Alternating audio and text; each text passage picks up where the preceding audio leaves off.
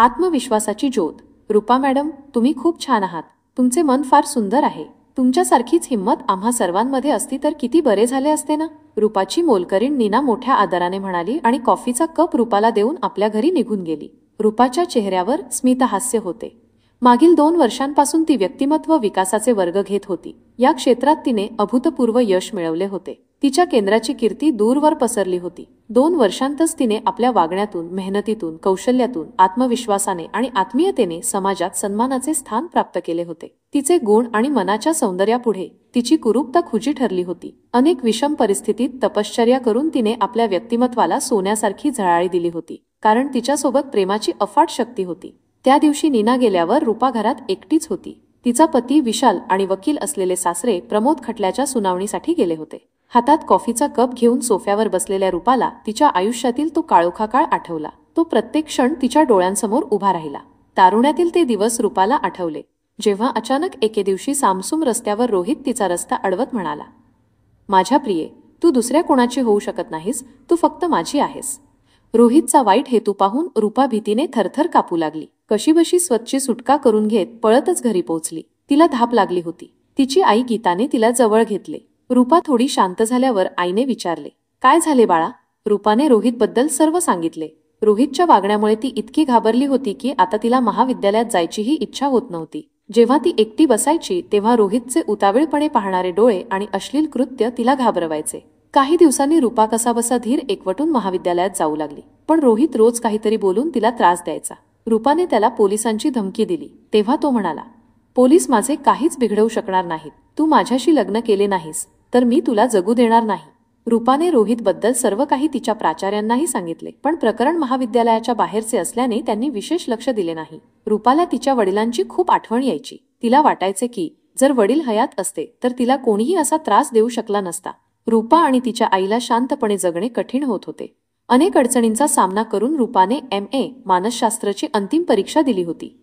एके दिवशी आई गीताने तिला लग्नासाठी विचारत सांगितले, रूपा, माझ्या मैत्रिणींचा मुलगा विशाल चंदीगडला आहे. तो अभियंता आहे, खूप समजूतदार आहे. मी त्याचे स्थळ तुझ्यासाठी विचारू का? रूपाने लगेच होकार दिला. तिलाही त्या गुंड रोहितपासून सुटका हवी होती. लग्नाची बोलणी झाली आणि लग्न ठरलेही. लग्नाचे गोड क्षण आठवताच रूपाच्या डोळ्यांतच चमक आली. तिने कॉफीचा कप बाजूला ठेवला आणि सोफ्यावर झोपली. जुन्या आठवणी आकाशात उंच भरारी घेत होत्या. रूपा आणि विशालचे लग्न चंदीगडमध्ये मोठ्या थाटामाटात पार पडले. विशालसारख्या हुशार, देखण्या, समजूतदार आणि प्रेमळ तरुणाचा सहवास लाभल्याने रूपा खूप आनंदी होती. जणू तिला आयुष्यातील सर्व सुख मिळाले होते. रूपा हळूहळू तिच्या नवीन प्रेमळ आयुष्यात रमून गेली. सासरच्यांनाही ती खूप प्रिय होती. घरच्या सर्व जबाबदाऱ्या तिने उत्तम प्रकारे पेलल्या होत्या. तिच्या रूपाचे आणि गुणांचे सर्वच चाहते झाले होते. रूपाने विशालला रोहितबद्दल सर्व सांगितले होते. विशाल तिला समजावत म्हणाला, तू घाबरू नकोस रूपा, असे काही मूर्ख असतात. तू त्याला विसर. आता मी तुझ्यासोबत आहे. लग्नाला 3 वर्षे झाली होती. दरम्यान अनेक वेळा रूपा आणि विशाल चंदीगडहून लखनौला गेले होते. पण रोहित कधीच त्यांच्या समोर आला नाही. हळूहळू रूपा त्याला विसरली. तिला आयुष्य खूप सुंदर वाटू लागले होते. एके दिवशी रूपापती विशाल सोबत लखनौच्या बाजारातून परतत होती. तेवढ्यात अचानक रोहितने तिच्या सुंदर चेहऱ्यावर ऍसिड फेकत म्हटले, आता दाखव विशालला तुझे हे रूप. रूपाचा सुंदर चेहरा क्षणार्धात जळून कुरूप झाला. रूपाचे रूप कुरूप होताच तिच्या सुंदर चेहऱ्यावर ऍसिड फेकणारा रोहित जिंकल्याप्रमाणे हसू लागला. हे सर्व पाहून विशालला धक्का बसला. त्याने लगेचच पोलिसांना फोन करून मदतीसाठी आरडाओरडा सुरू केला. काही वेळात लोक जमले. रोहितच्या हातात ऍसिडची बाटली होती, त्यामुळे भीतीने त्याच्याजवळ कोणी जात नव्हते. त्यानंतर पोलिसांनी येऊन त्याला पकडले. विशालने रूपाला रुग्णवाहिकेतून रुग्णालयात नेले. औपचारिकता पूर्ण झाल्यानंतर रूपावर उपचार सुरू झाले. तिच्या दोन्ही डोळ्यांच्या बाहुल्या दिसत नव्हत्या. चेहरा इतका खराब झाला होता की डॉक्टरांनी विशाललाही तिला पाहू दिले नाही. रूपाला अतिदक्षता विभागात ठेवण्यात आले होते. 2 दिवसांनी रूपाची आई गीता आणि विशालला रूपाला भेटण्याची परवानगी मिळाली. तेव्हा तिला पाहून आई किंचाळली. ऍसिड फेकण्याचा अक्षम्य गुन्हा करणाऱ्या रोहितबद्दल तिच्या मनात संतापाची आग धगधगू लागली. तब्बल 2.5 महिन्यांनंतर रूपाला रुग्णालयातून घरी जायची परवानगी मिळाली. पण उपचार संपले नव्हते. तिला ना दृष्टी होती ना रूप.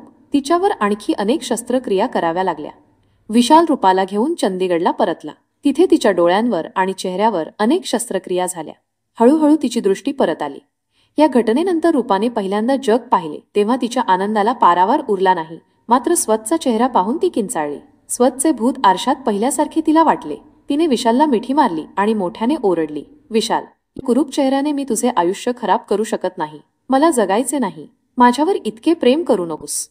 विशालचे डोळे पाणावणार होते, पण त्याने कसेबसे अश्रू रोखले. रूपाला त्याने प्रेमाने मिठी मारली आणि म्हणाला, रूपा, तू माझी धाडसी पत्नी आहेस. तू माझे जीवन आहेस. तुझ्याशिवाय माझे अस्तित्व नाही. मी तुझ्यावर प्रेम करतो, फक्त तुझ्या रूपावर नाही. तू अशी हरून गेलीस तर माझे काय होईल? आपल्या कुरूप चेहऱ्यावर विशालच्या ओठांचा स्पर्श होताच तिला अधिकच रडू आले. तिचे हुंदके थांबत नव्हते. विशालच्या निस्वार्थी प्रेमात आकंठ बुडून ती आपल्या कुरूपतेला दोष देत होती. ॲसिडमुळे केवळ तिचा चेहराच नाही, तर विशालचा आनंदही जळून खाक झाला होता. आपला भीतीदायक चेहरा पाहून रूपा दिवसेंदिवस अधिकच निराश होत होती. एवढी कुरूपता, विद्रूपता पाहून तिच्या मनाला खूप वेदना होत होत्या.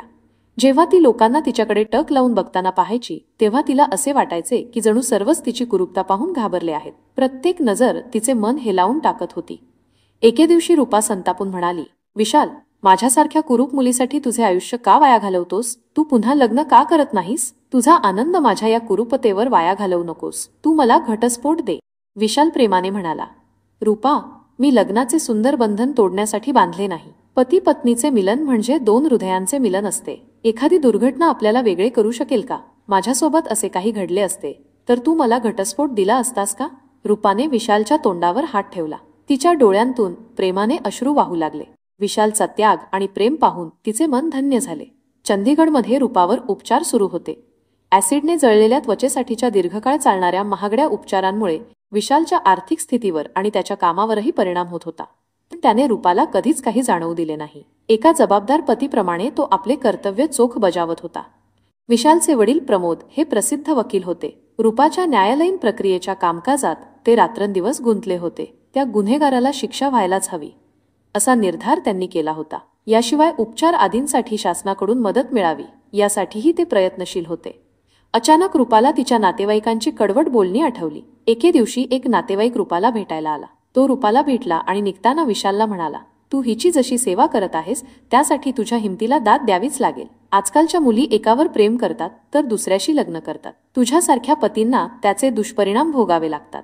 जन्मपत्रिका पाहून आणि गुणमिलन करून तुझे लग्न झाले असते तर ही दुर्घटना टळली असती. माझा सल्ला ऐक आणि दुसरे लग्न कर. या कुरूपतेचा भार किती काळ सहन करणार?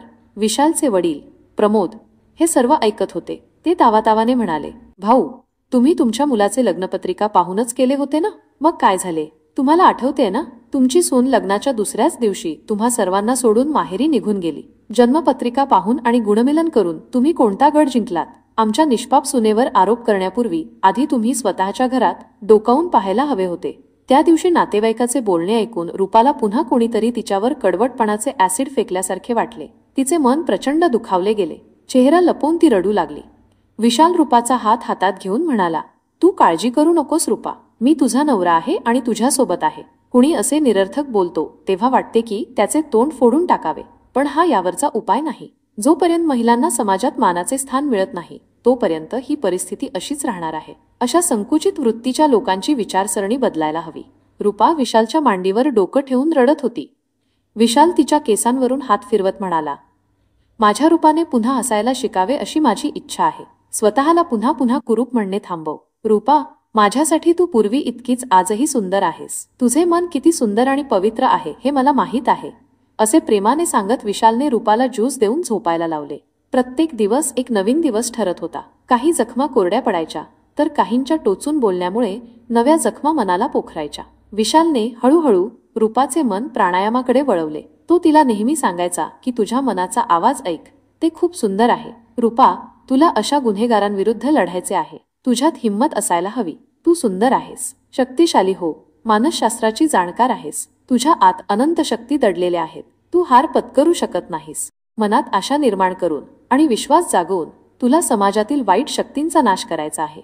दुसरीकडे न्यायालयीन प्रक्रियाही सुरू होती. विशाल आणि त्याचे वडील तारखेला न्यायालयात जात असत. 1 वर्षानंतर जी तारीख मिळाली तेव्हा विशाल त्याचे आई वडील आणि रूपासोबत न्यायालयात पोहोचला होता. गुन्हेगार रोहित आधीपासूनच तेथे होता. रूपाला आधार देऊन ज्या प्रेम आणि सन्मानाने विशाल तिला न्यायालयात घेऊन आला ते पाहून रोहितचा चांगलाच हिरमोड झाला. इतक्या कुरूप मुलींवरही कोणी पती प्रेम करेल असे त्याला स्वप्नातही वाटले नव्हते. विशालने रूपाचा आनंद हिरावून घेणाऱ्या रोहितकडे तिरस्काराने पाहिले आणि म्हणाला, तू आमच्यासोबत जे केलेस त्याची शिक्षा तुला लवकरच मिळेल. माझ्या मते तू जगातील सर्वात कुरूप व्यक्ती आहेस. जगात तू कोणालाच आवडणार नाहीस. याउलट रूपा या अवस्थेतही सगळ्यांना प्रिय आहे. ती नेहमीच सुंदर होती आणि सुंदर राहील. त्या दिवशी रूपा ही रणरागिणी झाली होती. तिच्या डोळ्यांत त्या गुन्हेगाराबद्दलच्या द्वेषाबरोबरच रागाच्या ज्वाळाही धगधगत होत्या. ती कसाबसा राग शांत करण्याचा प्रयत्न करत होती. काही वेळातच विशाल आणि प्रमोद न्यायालयातून घरी परतले. ते खूप आनंदी होते, कारण रूपा जिंकली होती. त्या गुन्हेगाराला जन्मठेपेची शिक्षा सुनावण्यात आली होती. या कथेमध्ये रूपाचा आत्मविश्वास, प्रतिकूल परिस्थितीतून परत येण्याची तिची ताकद आणि विशालचे तिला दिलेले निस्वार्थ प्रेम हे मुख्य विषय आहेत. व्हिडिओ पूर्ण पाहिल्याबद्दल खूप खूप धन्यवाद. तुम्हाला हा व्हिडिओ आवडला असेल तर लाईक करायला विसरू नका. तुमच्या प्रतिक्रिया आम्हाला कमेंट बॉक्समध्ये नक्की कळवा. असेच नवनवीन आणि उपयुक्त व्हिडिओ पाहण्यासाठी आमच्या चॅनलला सबस्क्राईब करा आणि बाजूला असलेल्या बेल आयकॉनवर क्लिक करा, जेणेकरून आमच्या प्रत्येक नवीन व्हिडिओची सूचना तुम्हाला मिळेल. पुन्हा भेटूया पुढच्या व्हिडिओमध्ये. धन्यवाद.